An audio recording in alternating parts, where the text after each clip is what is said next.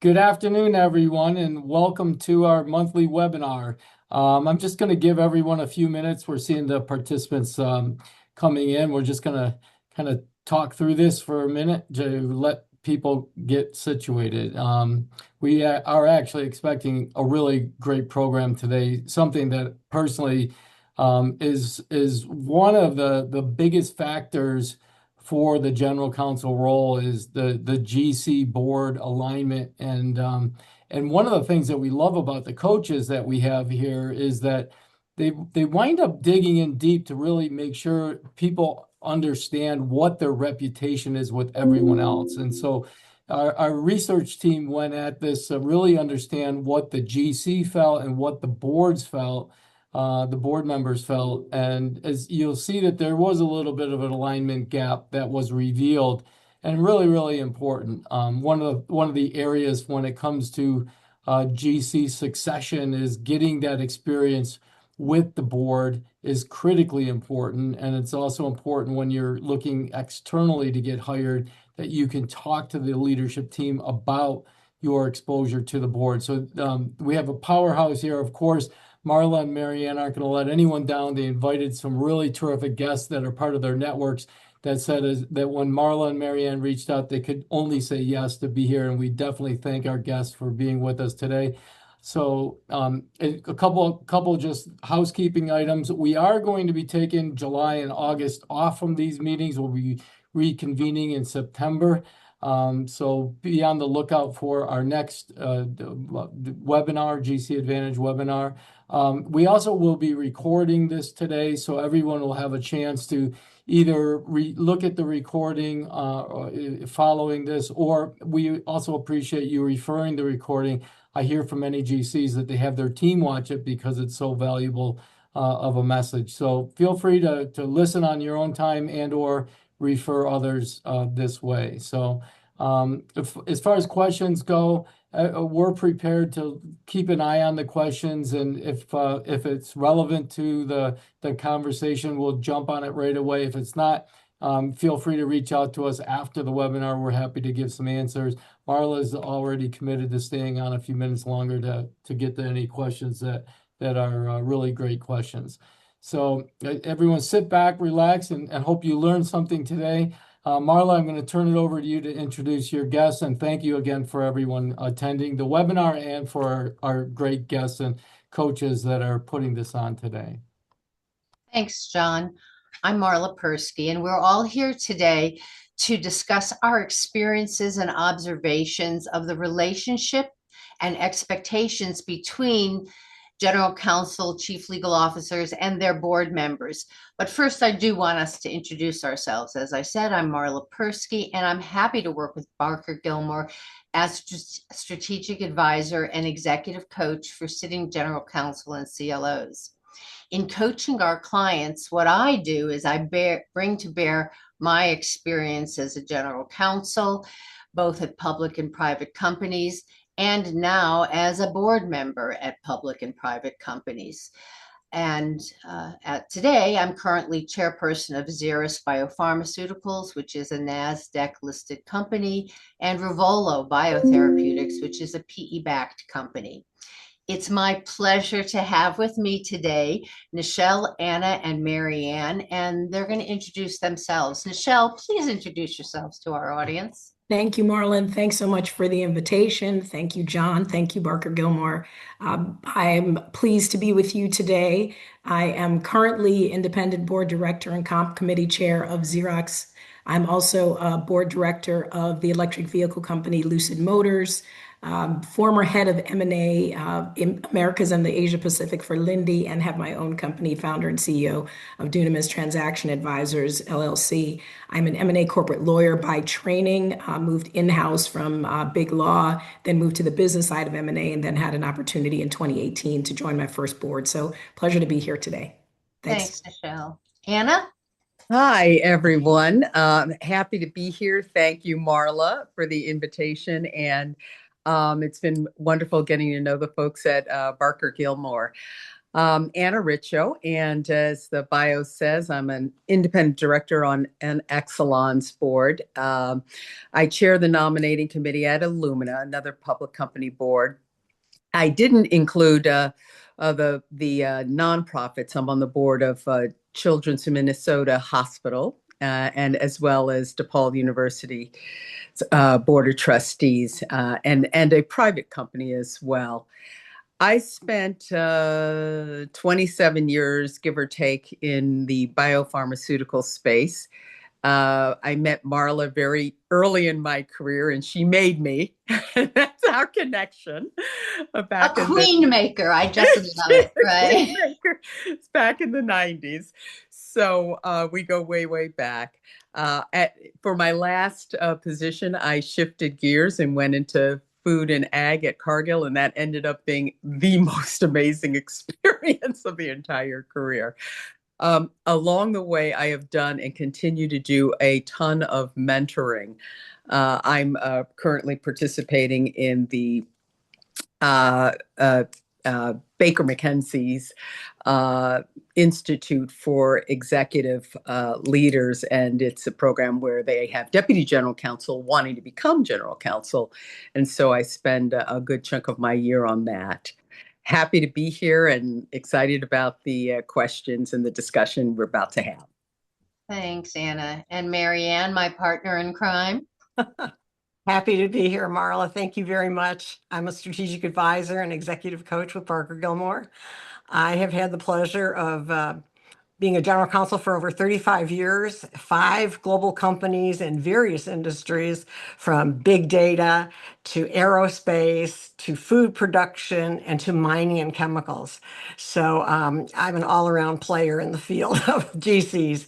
I've been a senior counsel at Denton's and an independent board member of a GHD, an Australian engineering company. I'd been on that board. Also, I'd been on the board of a Pakistani public company, and currently I'm an independent board member of the Dr. Scholl Foundation and chair their audit committee. And thrilled to be here to talk about what I warned my other panelists that I was going to talk about the boardroom as being in the Thunderdome. You have to be prepared. We're not feeding you to the lions, but you have to be ready and willing and step out. It's important. Thanks. Maybe we can go to the next slide. So the survey, I believe, shows that there is far more alignment than misalignment between expectations of general counsel and board members. But Marianne, maybe you could just do a really quick background on the statistics of the survey. Who were surveyed? Yes, this is a great survey. I love surveys. Let me talk first about the utility of a survey. When I was a young general counsel, a new general counsel, if there was a challenging question, I would go to the North Shore General Counsel's GC luncheons and I'd ask the question and I'd come back with the information about what others are doing. So here, Barker Gilmore has done the heavy lifting for you. They've asked the probing questions and they went out to 191 independent companies and they interviewed 157 CLOs and 34 board members. This was in December of 2025, so this is all fresh information. And they asked the questions, how are you in the board believe the GC delivers the general enterprise value today? How do GCs and boards address the importance of the GC's involvement, in strategy, risk, and governance? I mean, these words are just ring in your ear. The most important things are handled here. And how the GCs currently allocate their time. How effective are the GCs in interacting with the board members, and what are the touch points? And what interactive practices strengthen the alignment between the board and the GC, and which deter from it, the relationship. So this is really phenomenal information. And, the expectation gaps we've seen in the report that they're aligned. The board and the GCs are aligned, but maybe not on the operating model. They express strong philosophical agreement on the role of the GC. Alignment improves relationships, not structure alone. So we're going to be talking to you about the practices that you should be incorporating into your GC practice. Those are strengthened and sometimes they're informal. They're definitely forward looking. They're the ones that are one-on-one, sometimes with different members of the board, and post-meeting actions and follow-up. So you're in a unique position as the GC. You have access and you're invited. And if you're not invited to the table, my philosophy is always invite yourself. So both when I was a GC as well as now as a board member, my expectations for the GC were the same and remain the same. And that is that I expect GCs to help their boards as well as their C-suites use law and regulation for competitive advantage. Anna and Nichelle, what do you expect your company GCs to do to add value? And what are the primary topics on which you as board members expect your GCs to weigh in? Thank Anna, want to start? Sure. I always say, and it applies so much true in the boardroom, I expect the GC to view themselves as the business partner who brings the legal and other expertise to the table. But first and foremost, as the business partner. That can be best demonstrated by a thorough understanding of the company's strategy, and being able to link the legal advice or compliance advice or policy or government affairs advice to components of the strategy. For me, when I see a general counsel contributing in that way, I then assume that the guidance is influenced by the strategy, not just by the law. Okay, so that matters to me from a putting on my director hat standpoint. I expect the general counsel to speak up during the business discussions, not just the purely legal topics, but during the business discussions. Everyone has a role to play. Commercial has a role to play. R&D has a role to play, when discussing the strategy. So, and boards want a holistic view. So they don't want to just hear all the good stuff. They want to hear what are the risks. Boom, that's where the GC comes in. If from what I expect to hear from the GC is, what are the risks to the strategy from a competition standpoint, freedom to operate, the political environment, you name it. There is at least some topic in that bucket of risks that the general counsel can speak to and how it impacts the strategy. I think my third expectation, and it kind of derives from the GC participating in the business discussion, is when I see that happening, it signifies to me that the company has a culture that values legal's contribution. So I'll stop there because I've got more to say, but I want to give Nichelle a chance to weigh in here. Thanks, Anna. And I agree 100% with everything that you've said. I will say from the board seat, having a familiarity with litigation matters, regulatory and compliance issues, table stakes, right? That's what we expect you to come into the room being able to advise on. But then even more broadly, the company strategy, as has been mentioned, when we're dealing with matters of risk assessment and how the company is going through that process with the audit committee, give us some thoughts and advice on that. Quite frankly, as someone with a legal background, I look to connect with the general counsel as part of the relationship and culture in the boardroom, so that there is a line of communication that can happen, conversation can happen. I know we talk about some of these questions later on outside of the boardroom, but as the sitting lawyer, I want to have a relationship with the general counsel so I can either say, hey, this is a great space for you to contribute and add value, or if you need any, sort of thought or additional advice from me on matters. And then to the point you mentioned, Anna, about the culture, I think that boardroom cultures are different depending on the type of company, the size of company. You really do want to be in a space where the CEO expresses that he or she values the general counsel's perspective so that, in conversation, just like you're asking your compensation consultant to speak about something or your auditors to speak about something, you want your general counsel to have a view on strategy, on matters, on what's happening going forward, and you want to have that conversation. So I want to know whether or not, Marianne, you think the way a GC contributes in the boardroom is different if they are a corporate secretary or if there's a separate corporate secretary?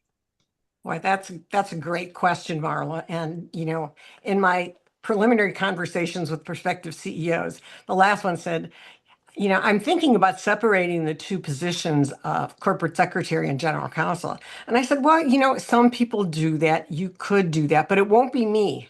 And and he smiled immediately. And I feel it's really important to have connection with the board.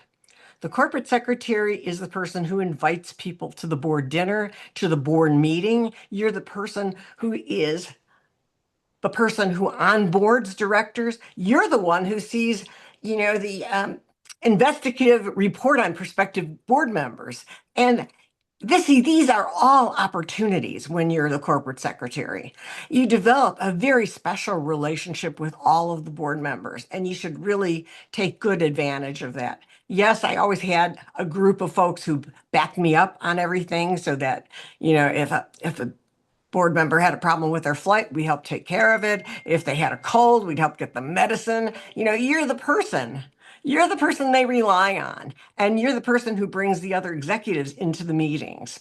If your board doesn't have all of the C-suite in the entire meeting, you're the person who's the sergeant at arms. I had one lead director and where you position yourself in the boardroom is really important. I always sat to the right of the CEO at the front, near the screens and across from the lead director. This way, it's very easy for you to assist, participate, and contribute. So yes, I really believe that being the corporate secretary is an important thing. Can I, I'm sorry, can I Sure. just add to that? Of course.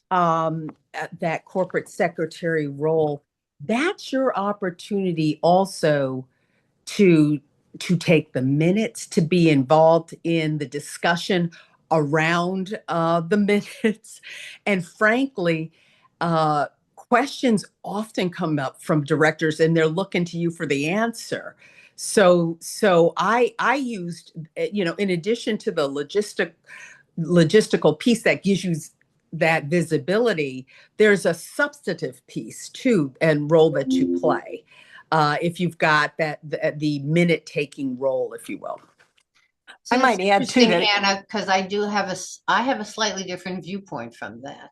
Mm-hmm. And that is, even though I was corporate secretary and general counsel, I never wanted to be sitting there taking the minutes of the meetings. I always brought in my assistant secretary to do that because the way you have to listen to take the minutes is very different than the way you have to listen if you're the GC and you're going to actually have a contributing comment. Yeah, agreed. But you might not have the option to bring in for those companies who have a CEO who is a little bit more restrictive around who's at the table. If you don't have the assistant, if you don't have that luxury of having your, deputy assistant come in, then keep that to yourself. And I know it is a challenge, but frankly, we would prepare the minutes in advance. Just edit it because That's what I did. The topics are anyway. Right. So you're able to focus in really on the discussion. But yeah. And that actually leads to a really important, let's go to the next slide, an important thing that I'd love us to hit on. And that is what happens if a GC is working at a company where the CEO tightly controls communication with the board, meaning that the GC may not be involved in discussions about strategy or other key issues, certainly in front of the board. So Nichelle, you were in the business development role at your company.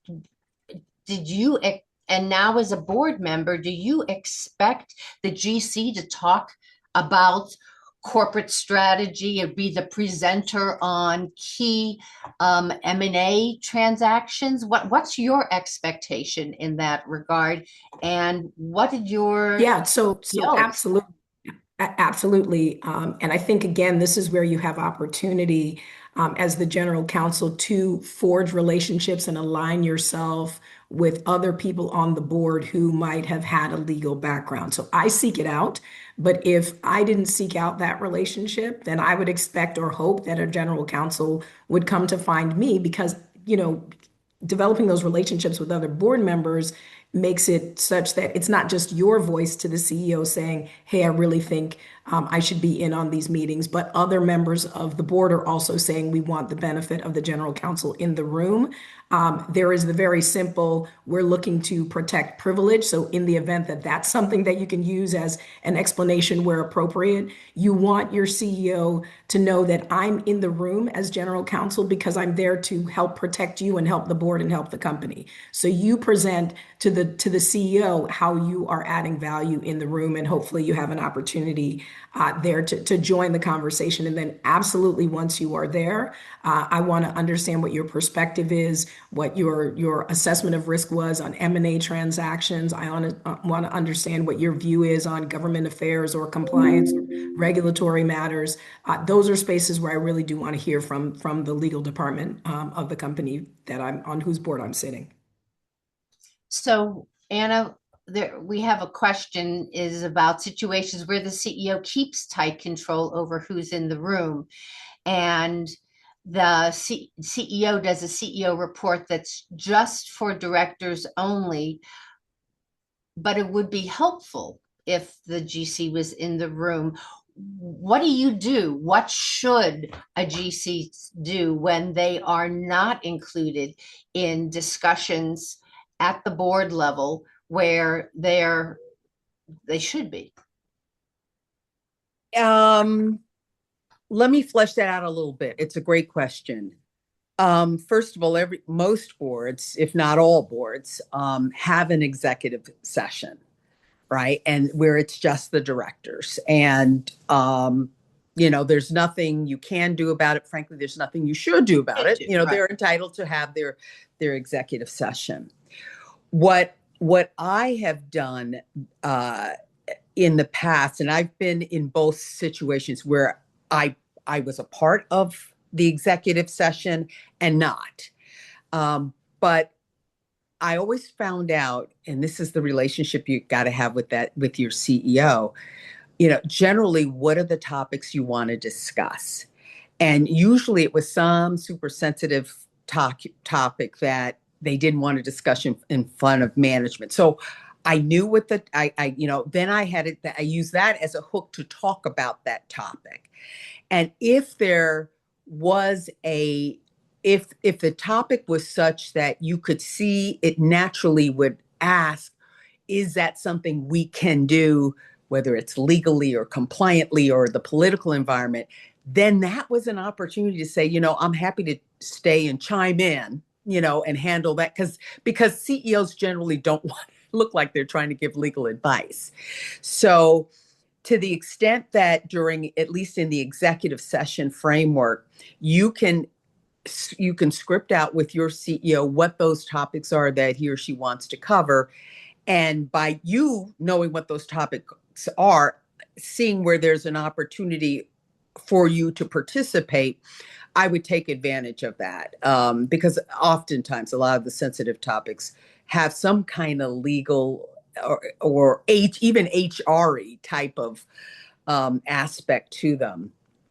And Generally, it's not always even, Anna, it's not even always just executive session. Because executive sessions, yeah. I mean, on my boards, my executive sessions, most of it doesn't even have the CEO there. It's really just the independent directors. We do both. More like during the normal course of I think what the question was getting at, the normal course of the board meeting, there are aspects of it like perhaps when they're doing the talent review or the compensation discussion, the HR person might be there, but the other members of the C-suite, including the general counsel, are excused from it. Mhm. And so, as a board member, number one, do you expect that the GC would be present throughout all of the, what I'm going to call it, the general session discussions? Or are you comfortable when a CEO scripts who is in the room and who's not in the room for various general board sessions? Yeah, my expectation, with the exception of the talent, I do agree that that should just be the CHRO, because it gets a little bit awkward, especially if they want us to talk about you, and you're in the room. Um, I I would expect the general counsel, and in both my public company boards and even on the private company board, the GC is involved from soup to nuts. With the exception of if it is going to be a separate, including CEO succession, the GC is involved, very much involved in that topic. So, with the exception of purely the review of the GC's peers, that could get awkward. If it's not happening for you, if that's the question, and or what do you do about it? There's a couple of ways that you can go about it, and it's just so particular to the CEO and their how they're wired. One approach is, it's important from a governance standpoint for us to capture X, Y, and Z. And if, no one else is there, frankly, to take the minutes for that portion of the meeting, that's a gap. And we don't want to have that kind of gap. There are better ways of saying it, but that's one angle, is just from a pure good governance standpoint. We want to capture accurately what happened at the entire board meeting. And so it's this is where Mary Ann and I agree about holding on to that corporate secretary title, that role that gives you a reason to be in the entire board meeting, sans the executive session. Another approach might be, again, depending on the CEO, is, Sheila, you're going to get questions about da da da da da da da. I'm happy to take those bullets for you, but I need to be in the room for that kind of thing. So, if you've got that kind of relationship where you can anticipate for them what the questions will be for the board, that's a really good role to take. Then that's another way of getting yourself at the table for the full meeting. So, Michelle, I'm curious, for the boards on which you sit, do you see the general counsel present throughout we're not talking about the executive session here. We're Right. talking about what I'm just going to call the normal plenary sessions. Do you see them there, and do you expect them there? Absolutely. On all of my boards, the general counsel is present for all meetings. And even if they have the corporate secretary title, they do have an assistant corporate secretary who's in there taking notes so that they can be fully engaged in the conversation. They are all individuals that are not only very adept with legal matters, but with the strategy and the industry and the direction of the company. And so therefore, they are looked at by other members of management as well as the board members to contribute to that conversation. I've not been in a room, quite frankly, where the general counsel hasn't been present, except in executive session where, Right. So, Mary Ann, you've been on so many international company boards. Have you seen different practices there from what we're talking about? Absolutely. When I was on the Australian, it was a private company, but it was sizable. It was over $1 billion. The GC wasn't even in the room for the board meetings. The corporate secretary was, but she was not a lawyer. So there are different approaches to this. But I think that, best practices are that, you have the GC in the room, that you have the GC as the person who helps make up the agenda, along with the chairman and along with, if you've got a non-executive chair or lead director, the three of you are working together on the agenda. Another thing that I've done at the last company, which I thought was very helpful, was to put at the back of the book hot topics that affected your industry. And I would put in there governance, I would put in there regulatory matters, et cetera, et cetera. And the CFO then jumped to the forefront and added really interesting articles. The board loved that. They knew that we were on top of matters and it signaled that we really cared. And when you are the arbiter and you're working on the agendas for the board meetings, what you do is you have a great relationship with the board, but you also have another great relationship with your fellow C-suite members. They see you as the connective tissue and you improve your relationships with them. But it does differ, as you said, Marla, from country to country. When I was on the Australian board, what I did is I did governance with Australia versus the US versus Canada. So it's really important that you be demonstrating that you are the GC of the entire enterprise that you're representing and that it's important to you culturally as well as, legally. For those general counsel who aren't invited to the table at all times, because they are out there, and there are those CEOs who are extremely controlling, and generally the board knows when they're with a CEO who's very controlling, because the CEO is controlling of the board as well as the C-suite. Is it, I'm just throwing this out to all of you, is it ever okay for the GC to speak directly with the board or individual board members without the CEO's involvement? So I'm going to jump in and say not only is it okay, used with discretion, there are times when it's absolutely necessary, right? And the GC has to remember they represent the company, they don't represent the CEO.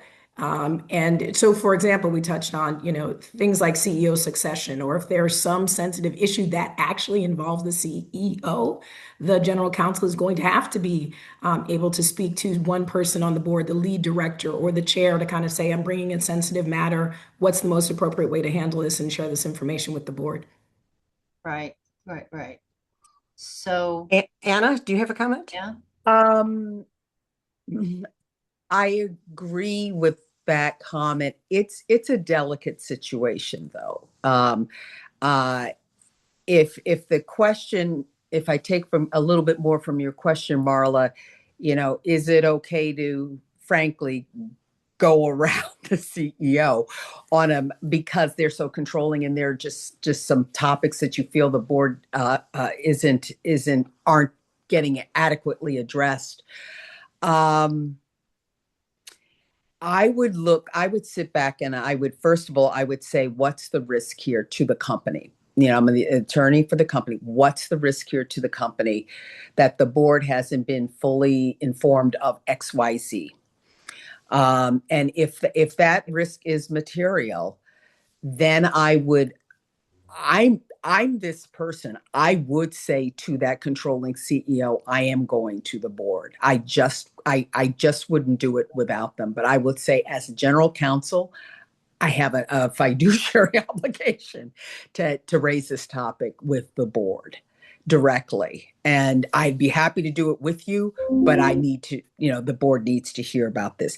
If it's about the CEO themselves, and we're talking about maybe the potential. That's a different story altogether, right? Different story altogether, especially if there's something that is a potential, because that makes it more difficult, but a potential compliance violation or some other kind of policy violation. Not that it's happened, but the potential, and you're concerned. If it's happened, it's an easy call. It's the stuff that's kind of unknown.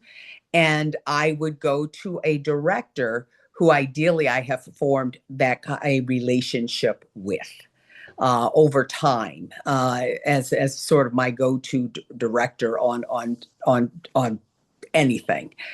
But that's you have to remember, what's my role? As a general counsel, who do I owe my responsibilities and fiduciary responsibilities to, and so on and so forth. And then you're grounded, and you can move forward from that point. And Marla, may I add of an course, example? please, Marianne. Sure. Oh, this is a great one. It's right on all fours. I parachuted into a number of companies that were very robust. One was over 100 years old. And the lead director was fashioning himself as a guru for governance. So he phones me one day and he says, Mary Ann, I'd like to ask you a question. I said, certainly, go right ahead. He said, but I don't want you to tell the chairman about it. I said, that's fine. Go for it. I answered his question. 2 days later, he phones the CEO and he said, I had this question I asked Mary Ann, did she talk to you about it? And the chairman said no. And then his next question was, did that bother you? And the chairman said, no, not at all. When Mary Ann came on board, she told me that she has to be the confidant of the board members. And we had a shareholder derivative lawsuit. And I said to him, it's the first time I ever said that to a chairman coming on board, I'm going to need the confidence of the board. And so they have to know that when they talk to me, I'm not telling you everything. Most of it's going to be not important to you at all and probably will distract you. But please understand, you'll know what you need to know. And it worked perfectly. I mean, the chairman just had a big laugh out of it. I never mentioned to the lead director that this chairman had told me about the phone call, but it does work. But you've got to educate your chair. You've got to educate your board members about what your role is and how you're a protector and a gatekeeper. And I think, so as I am listening to what you're all saying, which by the way, I agree with everything, but I'm also looking at what the results of the survey were. What I am intuiting in all of this is that first and foremost, from a GC perspective, it's what's your job? And you need to have the intestinal fortitude to do whatever you need to do to get directly to the board when the issue or the situation calls for it. In some of the responses to the survey, I think some of the GC respondents were concerned because they didn't have the opportunity to speak up in board meetings to demonstrate to the board members their input on non-legal issues. And so it made me think about how, when I was a GC, did I develop relationships with my board members? Because clearly I wasn't going to speak up when they were talking about financial issues unless there was a problem. And I wasn't going to be the one that piped in on strategy presentation because the head of strategy was the one who was doing the presentation. And my 2 cents was 2 cents to say, oh, me too, me too. That wasn't what I was going to do. So I looked for other opportunities to build the relationships and give ideas and thoughts, like during the coffee breaks, rather than running back to your office to answer emails or listen to, voicemails. Stay there with the directors. Make sure you're there in the social times, because that's a really important time to listen to what the directors are talking about. And yeah, maybe they're talking about their golf games, but maybe they're also talking about some of the business or industry stuff. And it lets you know what they're interested in and concerned about. And it allows you to interject things that it would just have been weird to do it during the actual discussion at the board meetings. What other tricks or activities have you all done in order to, either as a board member, to get to know other members of the C-suite, like the GC or the chief compliance officer, or as a GC, to develop those relationships outside the boardroom? I have one that I've got to share. It's my favorite. And this is the onboarding of the new director. Such a prime opportunity to develop a relationship, but it'll also work with continuing directors as well. So take control of what's the plan to onboard that new director in terms of getting familiar with the business, the products, the services, the issues, so on and so forth. And then, and here's the fun part, get them out and go out with them to the plant for the plant tour, to the whatever. In my case, it's a story I just never forget. We were onboarding a former retired CEO of Chevron onto my last company's board, and I was still relatively new. Cargill's a very extremely global company, so he wanted to get a sense of some of our operations. We take a trip, and I go with him along with the CEO and another director to Indonesia to see our operations there. I'm going to fast forward because we don't have a lot of time. So, but we end up in a canoe that doesn't have any seats, that is speeding down some water. I know this is how I'm going. I'm going in a canoe. We're going to die because the director said it's going to be nightfall pretty soon. And it was. And it was just, to this day, John and I have that bond forever. There were a lot of things that happened during that moment of crisis. But that's the kind of thing. Maybe it won't be a canoe in Indonesia, outside of Jakarta, but it's the plant tour. And it's going back to what Marla says, those opportunities to have the informal conversation and then weave in, because you're on a plant tour, about the business at the same time. And you can do that. You can take advantage of that with certainly with onboarding, but then inviting even some current directors who kind of really never got a chance to go to X. So that's one way. Yeah, that I love that story. I haven't been on a canoe out with fear. I'm telling you, but I haven't been in Indonesia, so but I completely agree with Marla about being intentional with your informal engagement with the directors, right? It is if there's a seating chart at the board dinner and you get to be part of who puts, where people sit, or if it's not a formal seating chart, kind of think, okay, at this meeting, I want to connect with so-and-so. I want to connect with so-and-so. Just be intentional about developing those relationships, asking, offering your advice, anything I can add. Do you have any questions about the current, transaction that we're going over? Do you have any questions about, the pre-read that came about, government affairs, so that your voice becomes known to the directors individually and they are able to facilitate you then being able to speak in the room if and when appropriate. And I will say that I have in that we talked about some coaching as a director. As I said, I established that relationship with the general counsel. I encourage the general counsel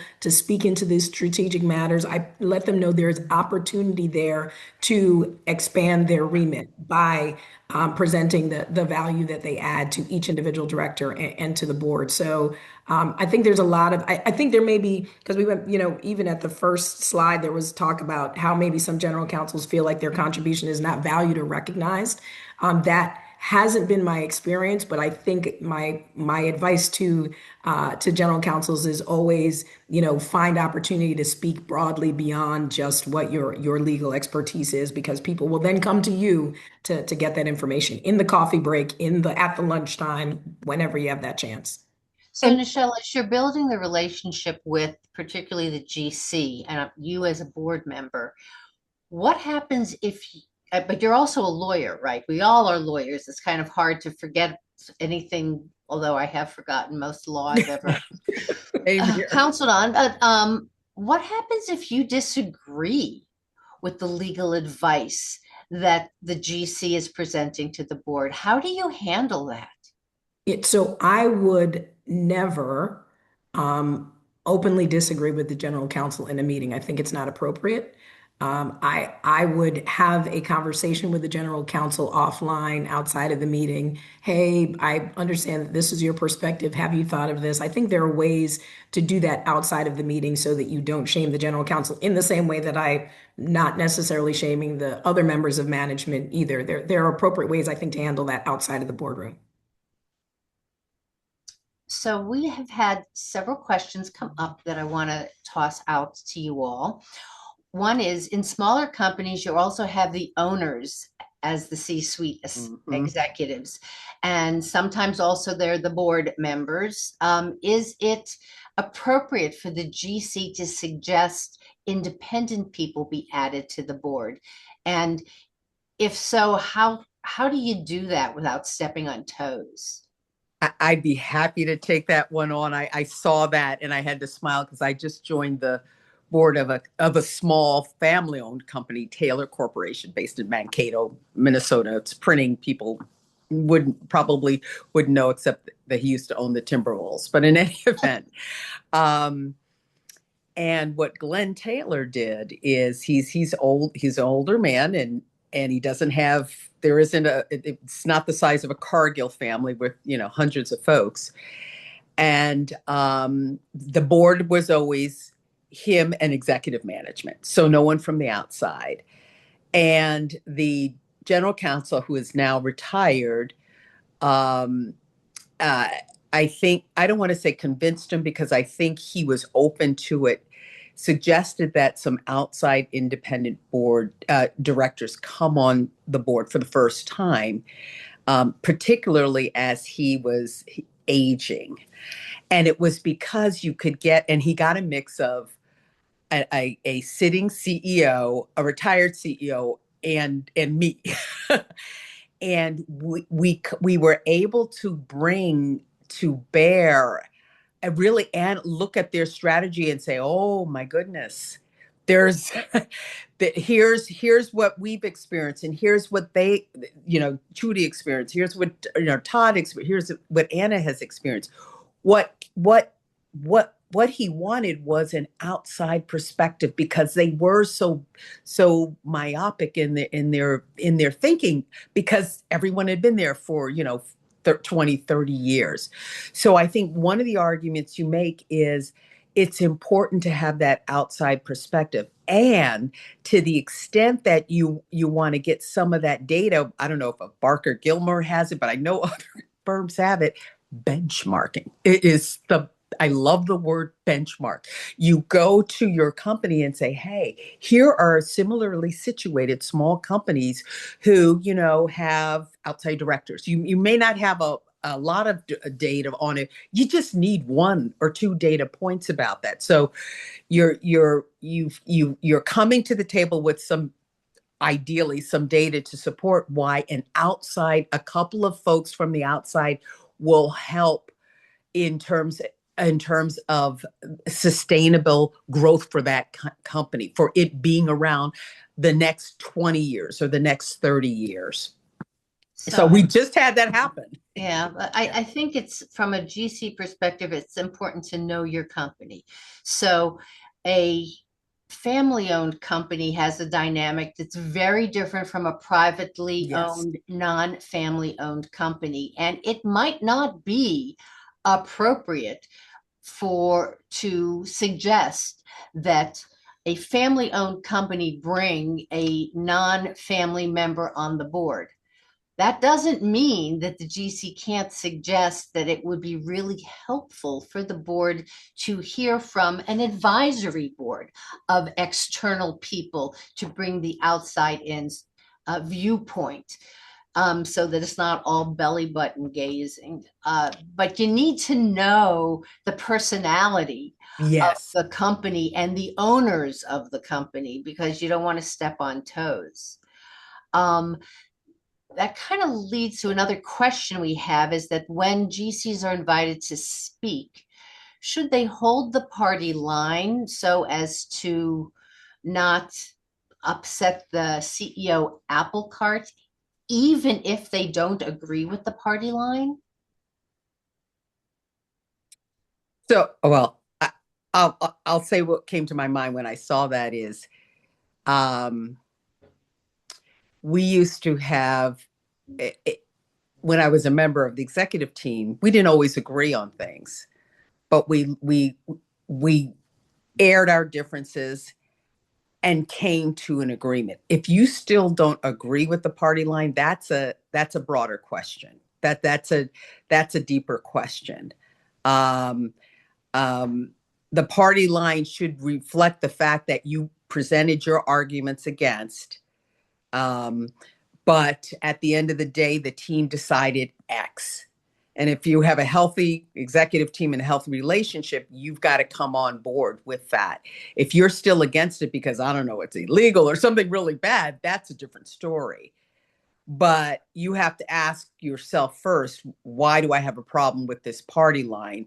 And is it something, if it's legitimate from the standpoint, if it has some legal or compliance implications or freedom to operate, implications, that's one thing. But if it doesn't, I would not say that you would air your position at that point in time.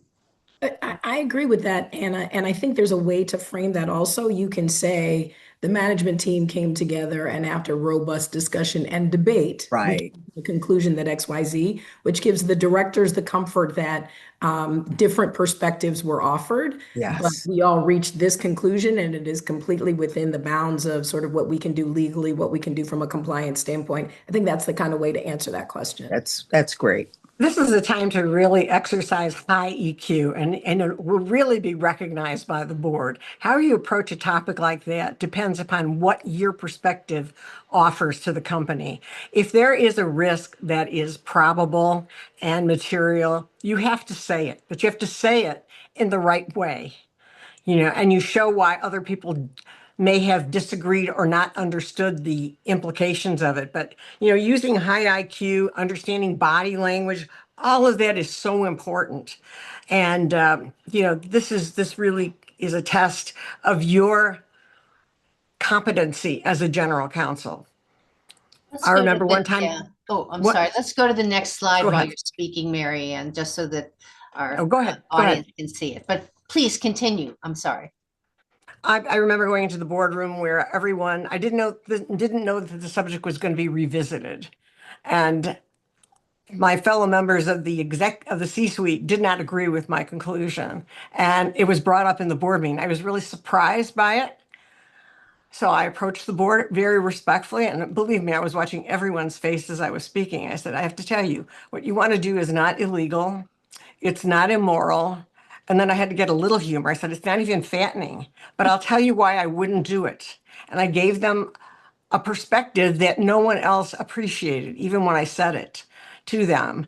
And the board took it and they went in the direction that I was advocating. I didn't advocate it. I just gave them the facts. I said, this is your risk. It's not illegal. It's not immoral. It's not fattening. But if certain circumstances arose, you would be hard pressed to explain to the shareholders why you did that.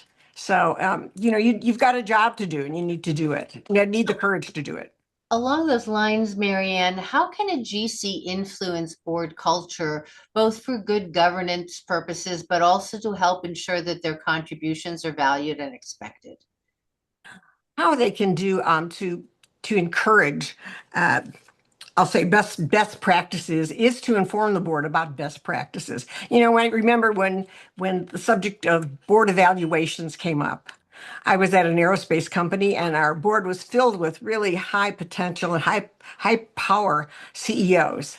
And what I did is I talked to the chairman. I said, this subject is on the table. Everybody's curious about it. Why don't we have a board discussion at dinner, where we can really have, a hair down conversation. People can express themselves. That's how you do it. That's how you lead the board forward to good governance, by being someone who suggests analysis, who invites all the opinions to come in, and who helps the chairman lead the way forward. That has worked for me, and I've enjoyed that. So, in your all collective experience, do you see or do you recommend that the GCCLO have a dotted line directly to the board so that the board's able to obtain direct counsel independently of going through the CEO? I just add that, when I was executive to the governance and nominating committee, I would go through what the regulations are. I mean, there are 337 rules on this in the SEC if you're a public company about the fact that there has to be open lines and there are obligations. So I don't know if you need to make it so formal. I think practice can rule over formality. Yeah, I agree with that, Marian. I was thinking I've not expressly seen dotted line to the board, but I think it is, company culture, board culture, leadership, that gives you the ability. Because quite frankly, if I asked, as a board member, if I asked the CEO if I could have a conversation with the general counsel or some specific leader and they said no, I think that would be a red flag. Yeah. So they might be hard pressed to say no, although they may not want you to speak to them. But I think you can and also make your leadership comfortable that you can have those conversations in the best interest of the company. I represent the company. I mean, good governance dictates that certain employees of the company, like the chief compliance officer, like the internal auditor, have lines directly to the audit committee. Right. But I've never seen a general counsel have a formal direct line. It's part of your duty and responsibility to protect. You're not the CEO's general counsel. You are the company's general counsel, and you need to do what you need to do to protect the company. And if that means going directly to the board, either around the CEO or like Anna would do, tell the CEO that she's going to go directly to the board, but you still have your ethical responsibility. And that comes first and foremost from my perspective.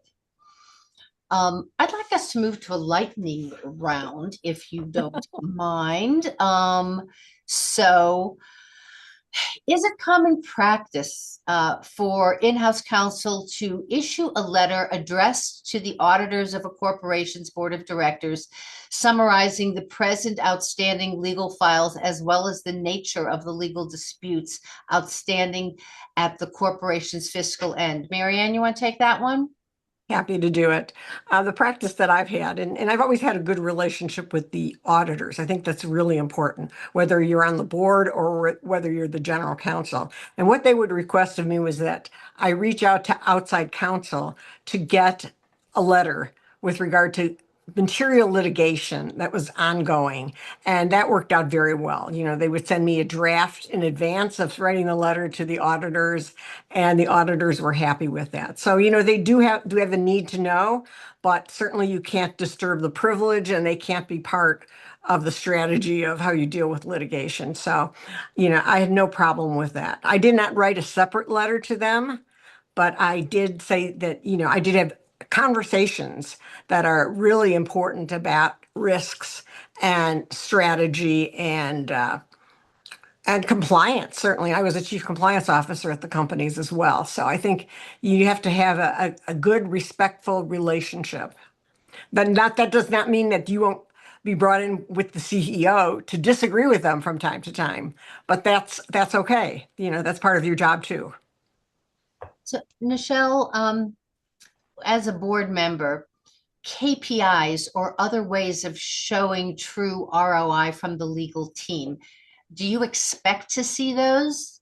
I don't expect to see specific KPIs that we're checking the box on, but what I do expect, I can speak to this from what we expect from our internal counsel versus what we expect from outside counsel, right? Internal counsel should be able to distinguish themselves by having deep industry specific knowledge of competitors, knowledge of where we are in the space, and be able to offer strategic advice in that regard, know where the company is going from a strategic value, and what are the risks that are associated, regulatory and otherwise, what pitfalls the company might engage. You will often have, outside counsel that will be brought in for a specific transaction or a specific matter, and we're going to appreciate their advice as external counsel. But you're in the trenches day to day with the company and the team, and that's what we're looking for. How would you deal with a board member who's also related to an institutional investor in the company regarding material non-public information? I'm throwing that to any of you who want to take that on. Yeah. So Go ahead. Go ahead. No, please, Nichelle, go first.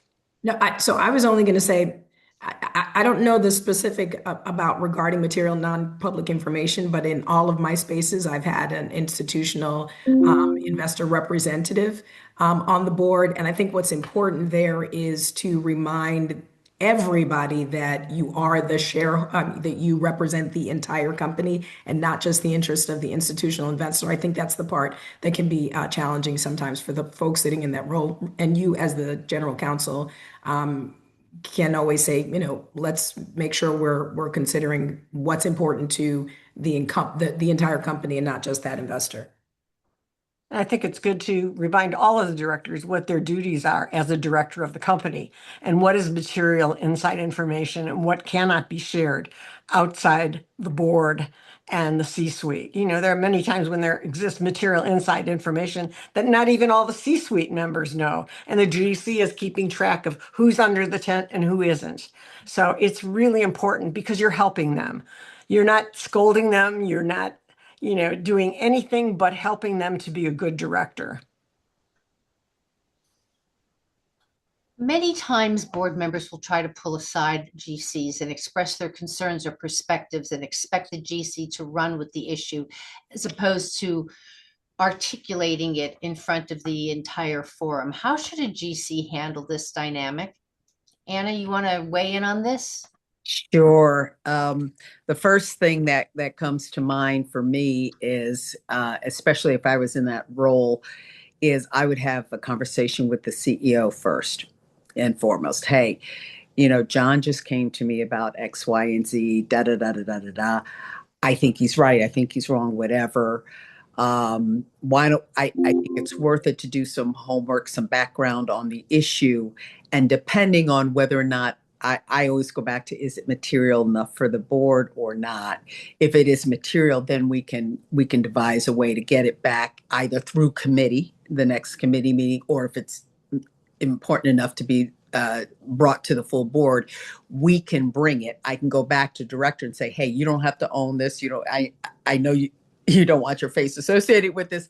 We'll take it on as a topic we're bringing to the board, yada, yada, yada. But the first thing I would do is go to the CEO and brainstorm the approach we want to take, because you don't want to shut off that kind of communication with the director. But you want to make sure your CEO knows is not blindsided with me sort of running off doing something that he or she doesn't know anything about. Right. And I know we're at the top of the hour. We're going to stay on for another 5 minutes or so just to answer a few more questions. For those of you in the studio audience, if you want to stay with us, we'd love to have you. If not, we understand this is taped. It'll be part of the tape, so you could watch it later. So just to do a little pile on what you all just said there, as a lead director, I've had an experience where one of my other directors just didn't feel comfortable bringing things up in front of the full group and did go to the GC to talk about concerns. The GC then came to me, because I'm chair of the board, to say, just want to let you know that, Director X raised A, B, and C, and he's concerned. And so then I would raise it in front of the whole group. Yeah. So because that's my role. So that's one thing. If you're the GC and you have one board member raising concerns, one way of giving that airing in front of the full board, if it's appropriate to do that, is to suggest that the lead director or the chairperson raise that to give cover to the individual board member. One other thing, and then we will run on, and that is, as companies increasingly rely on specialists in the legal function, IP, regulatory, privacy, employment, antitrust, to support strategic decisions, how should GCs ensure that those subject matter perspectives get in front of the board and give their subject matter specialists the opportunity to get the experience in front of the board without the board's eyes rolling back in their head like, oh my God, this is so technical, shoot me now. So I'm throwing that open to whomever, Michelle, Anna. Yeah, so a couple things. I think this is an opportunity where the general counsel may get to showcase some of the subject matter experts and give them space in the room with the coaching that They need to be able to read the room and, add here's sort of the high level perspective on this. Maybe you can add more of the deeper dive in the appendix, or I'm available if they allow you to, if you have more specific questions that are deeper. But I think it creates space for some of these other subject matter experts to be able to present and show their expertise. And I would build on that. And it is really important, know your people. Okay. They can't run on. They can't run on and on and on with the details. So you know who you're putting them in front of, who your people, know their intentions. What I would also though is try to partner if you can with another one of your, CFO, one of their high posts. So for example, I would do that on the topic of privacy and cyber. You kind of bring two of those together because they complement each other nicely. And, it's an opportunity for you to partner with one of your executive team members and you're giving your N-2 or whatever they're called some exposure. So I'll stop it there. And I would add, it's really important. If someone's hit a grand slam home run for the company on a really important subject, you got to let them shine. And it's really important. And it could be in front of just the CEO, or it could be before the board. You make that decision, but it's really important to do. And it points out that the GC is a leader. And that's really critical because some subjects are so technical and difficult. And I've had that particularly in the aerospace company, but in a number of international disputes. Sometimes the arguments are so complex and so steeped in legalese and international governance that you just got to make it the communication so clear. I walked into one company and an international dispute was going on for 4 or 5 years before I joined the company, but I came in and during an update on that particular litigation, international litigation, I made it very clear. If you buy a can of Coke in Mexico with sugar, no tax, cane sugar. If you buy it with our sweetener, confiscatory tax. And the CFO came out of the meeting and said, and she'd been updated on the case for 4 or 5 years. She said, that's the first time I've understood the case. So be sure you're clear in your communications. That's the bottom line. Be sure you're being clear and, be a leader. Showcase your people. Ladies. By the way, you guys answered correctly, and I'm good advice to everyone. I said on a panel interview last year with that included the CEO and the chairman of the board. And the question was asked, who does the general counsel report to? And what the board member wanted to hear is exactly what you answered. The CEO works for the company, and if the general counsel works for the company. And it turned out years earlier they had a different general counsel who was slow to report an issue with the CEO to the board, and the board wanted to know that you were going to inform the board immediately if there was an issue with the CEO. So that's the answer. You don't work for the CEO, you don't work for the board, you work for the company. Great job with giving that tip out and many other tips that you've all provided. We're out of time and we're losing participants quickly. Right. Thank you again, everyone. We're going to take the summer off for these GC Advantage webinars, but we'll be back in September. And also, if anyone has any issues, questions, need coaching, need to hire a lawyer for their in-house department or a chief compliance officer, feel free to reach out to us. Or if any of your questions weren't answered and it's an important question, feel free to reach out to us directly and we're happy to respond. Anna and Nichelle, thank you again. Amazing job. Thank you. A lot of value that you bring in the community. Nice being with you, my friends. All right. And thank Take you all care. for joining us. Thank you. Have a good day. Bye.